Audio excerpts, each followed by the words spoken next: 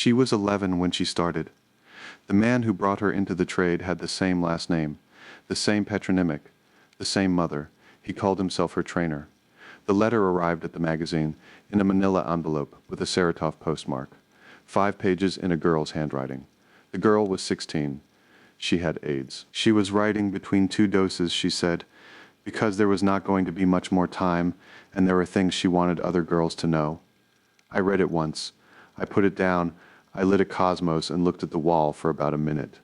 Then I read it again, slower, because I wanted to be sure I had understood. 5 pages. No return address on the envelope.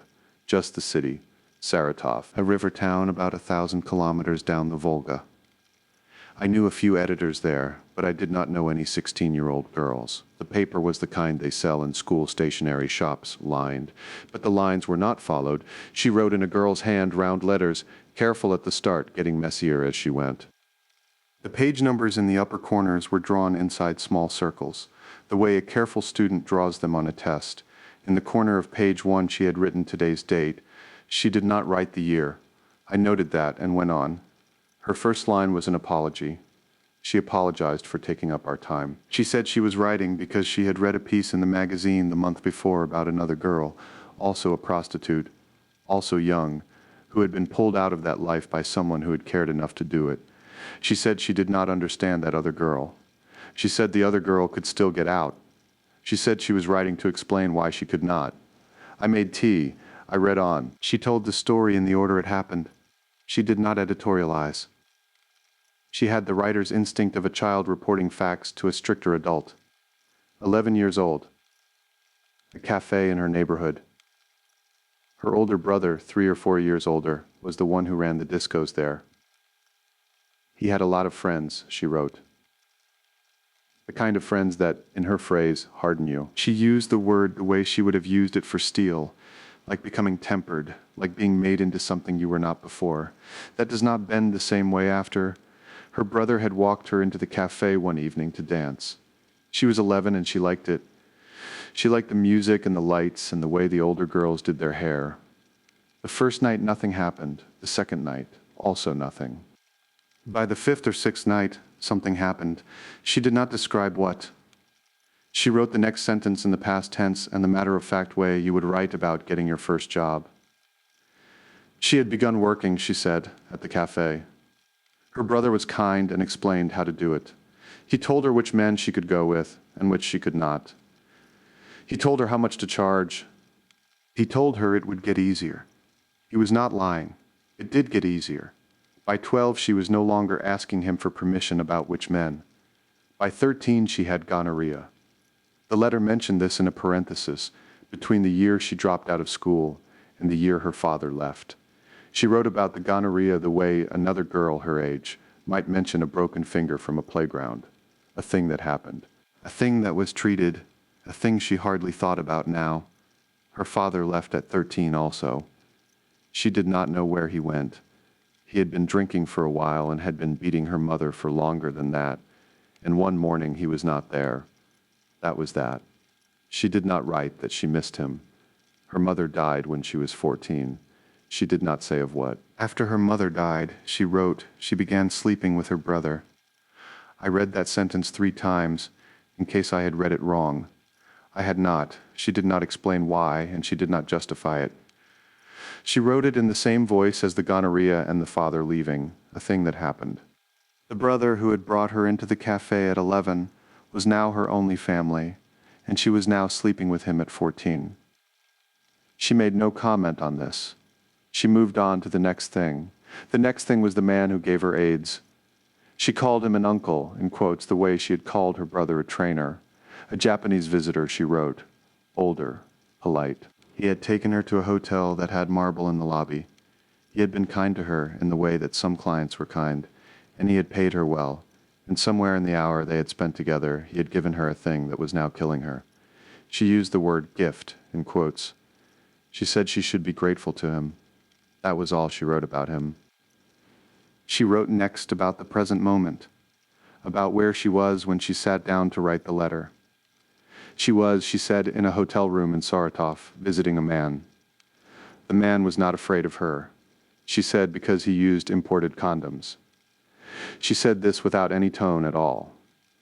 The way a doctor's report would say it, he uses imported condoms. The native ones break.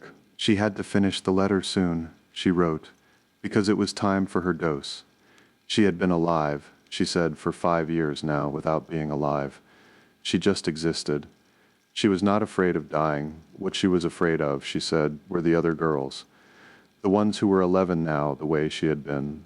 The ones whose older brothers ran the discos. The ones who were thinking about going to the cafe for the first time on a Saturday night because the music was good. She asked us to print the letter. If even one of those girls reads it, she wrote, and decides not to go, then it would have been worth writing. She signed it Olga. She did not sign her last name. I sat at my desk for a while after that, holding the pages. The radiator clicked. Outside, someone was shoveling snow. I thought about the brother. I kept coming back to the brother. The mother had died and there had been nobody to go to, and so she had gone to him. The man who had walked her into the cafe at 11. He was the only family she had, and he was also the man who had handed her over to the cafe friends. There was no second person in her life for those years. There was only him in 2 roles, and she did not seem to have noticed there was anything strange about that. I put the letter in a drawer, and locked the drawer and went home. 3 days later, I started making calls. I wanted to find out, in a country where this was supposed to happen only in Western countries with their decadence, who the men were that ran it. I knew there were laws against it. I knew the laws were mostly enforced against the women. The men, when they were arrested at all, got short sentences and went back to work, and were not in the newspapers because the newspapers preferred the women. I was put in touch with a colleague who had been writing about this beat for 2 years. He was a tired man with thinning hair and a habit for foreign cigarettes he had picked up from an American visitor and could not afford. We met at a cafe in the center where he liked to sit by the window because he said the light was better for reading documents. He had a folder. The men, he said, came in roughly 3 categories. He called the first one the foot soldier, the second one the businessman, the third one the proprietor. He did not invent these names. The men called themselves these things, or close to it. The foot soldier was the most common. Usually young, usually with a criminal record from before. He worked the train stations and the Shabir hotels. He found his girls at school dances or in the entrances of apartment blocks. He took roughly half of what they earned and provided. In exchange, a kind of physical insurance, he would beat clients who did not pay, and he would sometimes beat the girls who tried to leave. Most of the foot soldiers were not good at math. They did not need to be. The girls did not check. The businessman was different. The businessman wore a suit. He had been, in many cases, an athlete in his youth, or a Komsomol functionary, or both. He was polite, my colleague said, in the way that the Komsomol had taught him to be polite. He spoke of his girls as colleagues. He arranged meetings between Soviet women and foreign businessmen who had come to the country on trade delegations, and he handled what he called the cultural program. He took 30% and provided in return what he called protection from the rougher elements. I asked my colleague who the rougher elements were. The foot soldiers, my colleague said. The third category, the proprietor, was the rarest. The proprietor owned the apartment. The proprietor did not handle the women directly. He supplied a place. Girls came and went, and he charged them rent in the form of a percentage. The proprietor was usually older, often retired from some other profession, often a man with a history of small businesses on the side, sometimes a former driver, sometimes a former cook in a restaurant attached to a hotel, sometimes a man with no identifiable previous job at all. My colleague closed the folder. There was a fourth kind, he said, but the fourth kind did not have a name. The fourth kind was the brother or the cousin or the uncle or the stepfather. The fourth kind never appeared in the newspaper because nobody filed complaints against him. The fourth kind was the most common of all 4 kinds and the one nobody could write about because the girls would not say it out loud. I asked him how he knew about the fourth kind. He looked at me for a moment over the top of his glasses. He said, "A girl told me once." He said, "A long time ago. He paid for the coffee and we went back to work. A week after that conversation, a court report came in from Frunze. Someone in the regional procuracy had sent it to the magazine. There was no cover letter, just the case file with a blue stamp on the first page. The defendant was a man named Alimkul Osmankanov. He was 40 years old. He had lived in his neighborhood since the year he was born. He was a Kyrgyz man with a Russian wife and 2 grown children. He had been employed at one point as a driver at a small food products warehouse, but at the time of his arrest he had been unemployed for about 3 years. He lived in a 2-room apartment near the circus. He drank, but not heavily. The neighbors said he was a quiet man who had never given anyone trouble. The court file did not say when exactly he had begun his trade. It said only that for a period of approximately 1 year. The apartment near the circus had served as a place where women could bring clients in exchange for 15 rubles per session. Of those 15 rubles, 10 went to the women and 5 stayed with Osmankanov for what he called the rent of the room.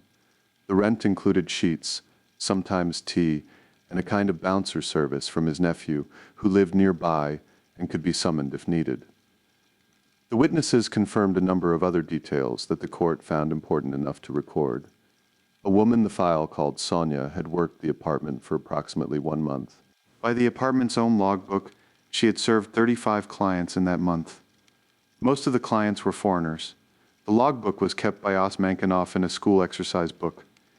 Each entry contained the date, the time, the language the client spoke, and the amount paid. There were no names of clients. There were no names of women either. Sonia appeared in the book only as the column it sat in.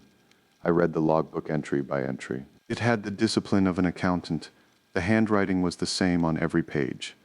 Some of the entries had small marginal notes, a check mark next to one, a question mark next to another, the word later next to a third. I tried to imagine what later might have meant. There was one evening in the logbook that had a separate paragraph in the court file. On that evening, the file said, the apartment had hosted 12 recently demobilized soldiers who had pooled their money and arrived together. They had been served for the entire evening by a single woman. The court recorded her with 2 initials only. Total intake for the proprietor after expenses, 60 rubles, 5 rubles per soldier. 60 rubles for 1 woman in 1 evening, and a different person on every page of the logbook before and after. I put the file down for a minute. I had been in the army. I knew demobilized soldiers. I had stood in train stations and watched them come home with their duffels, bright-eyed, half-drunk, looking for something to do with the first weekend of their civilian lives. I did not have to imagine what 12 of them in a small apartment had looked like. I had seen the smaller version, 3 of them, 4 of them, in a different apartment, in a different decade. The arithmetic was the same. The arithmetic always was. The court found Osmankanov guilty of organizing prostitution and of profiting from it. He was sentenced to 4 years in a strict regime camp. The court noted in its final paragraph that the defendant had cooperated with the investigation and had expressed remorse. The court did not name the woman. I tried to find her later. I called the procuracy. The woman who answered the phone was polite. She said the witness records were sealed. She said there had been a request from the witness herself that her name not be released. She did not have an address for her. She did not have a current location for her. She did not know if the witness had stayed in Frunze after the trial. I asked if there was anyone who might know. She said, gently, most of the women in those cases do not stay. They go somewhere else. They start again, or they don't. I thanked her and hung up. That same month, a large format magazine carried an interview with a popular singer. The singer had been asked about the new song everyone was singing about a girl called Putana, a soft Italian word that the singer had borrowed because the Russian one was too ugly to put in a chorus. The interviewer asked the singer how he himself felt about women in that profession. He had a long answer. I read it twice to make sure I had not misunderstood it. The singer said he treated all people in a Christian way. He did not condemn anyone. Some of the girls, he said, were single mothers feeding a child. Some were performing a useful function for the country. By entertaining foreign businessmen, they brought in foreign currency. They helped the country buy things from abroad that it could not produce. They saturated the market with imported goods. This was a fact, the singer said. He said it with a small note of pride. I thought about the logbook in the Frunze apartment. I thought about Sonia and her 35 clients. I thought about how many of them had been those foreign businessmen the singer admired so much. I thought about the dollar value in the singer's accounting of one Saratov hotel evening between 2 doses. I did not write a column about the singer. There was no point. The song was already at the top of the chart and would be there for several more months. I went out, instead, to look at one of the buildings I had heard about. It was a 19th century mansion in the center of the city, 3 stories with carved wooden window frames, and a courtyard that had once held a fountain. It had been designated for capital repairs about 2 years before.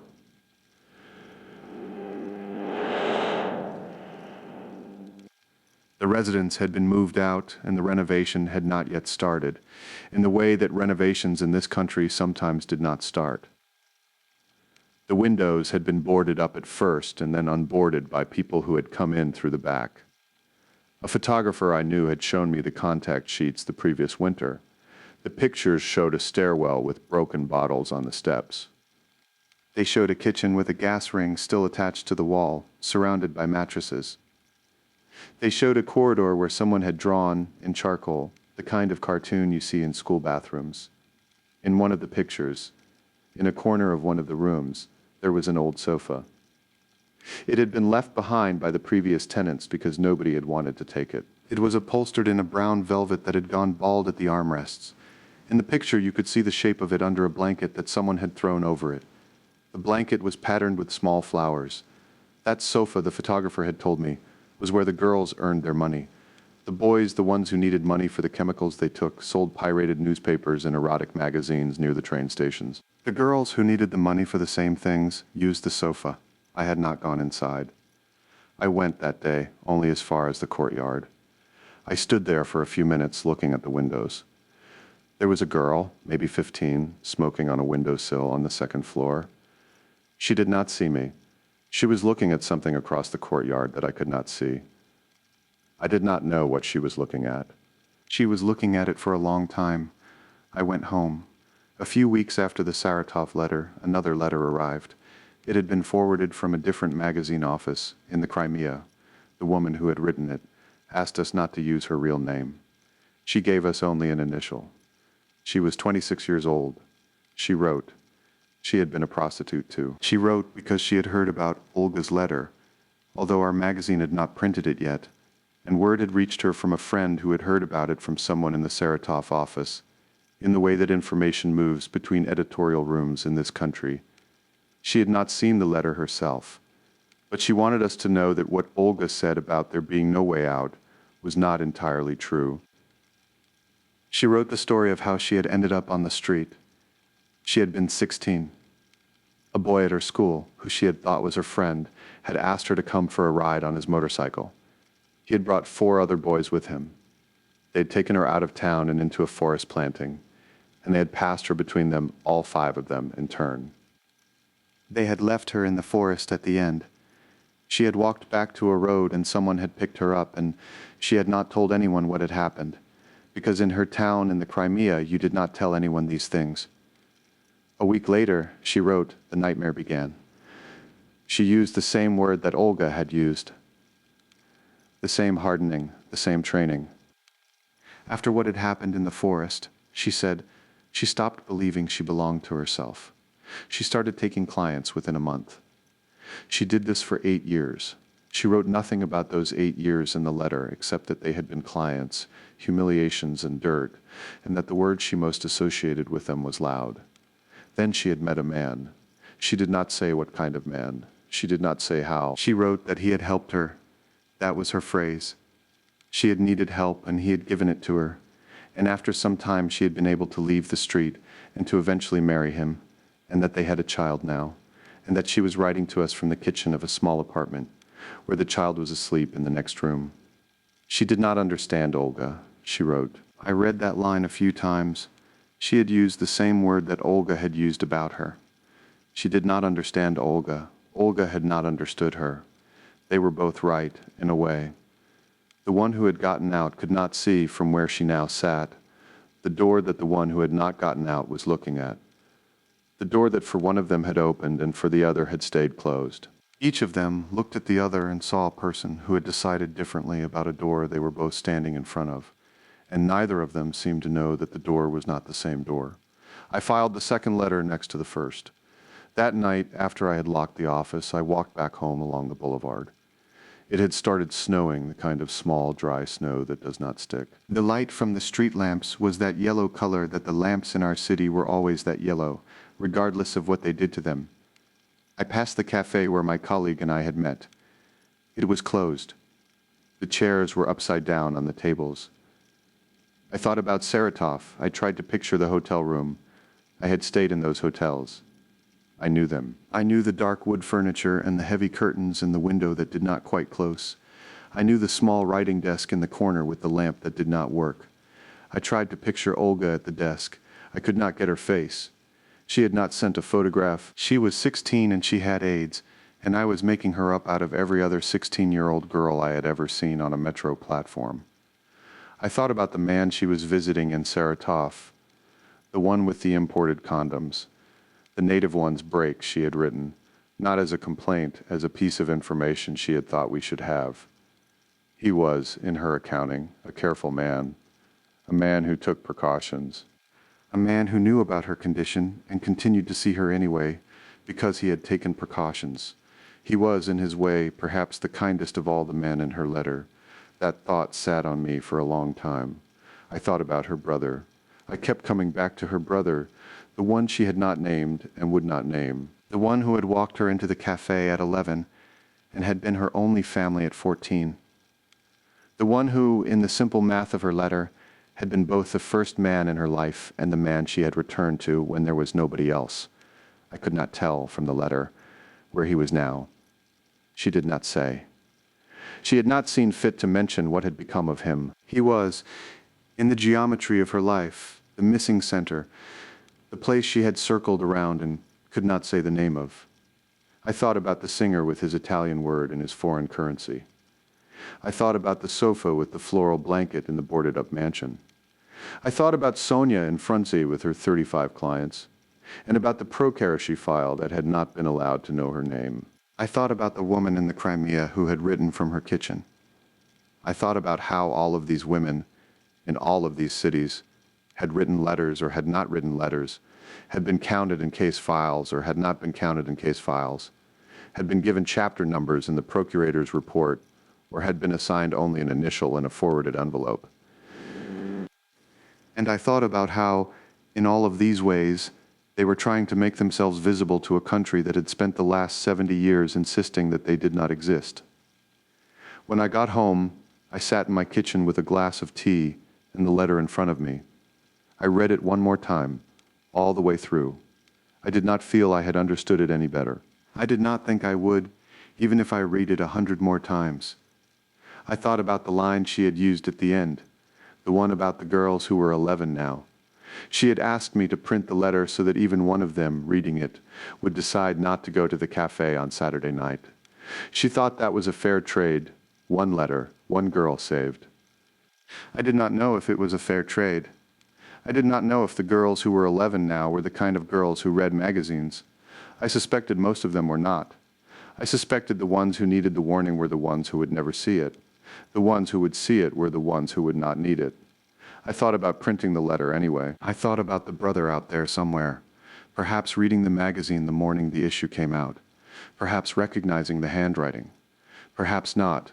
I made another cup of tea. I did not sleep that night.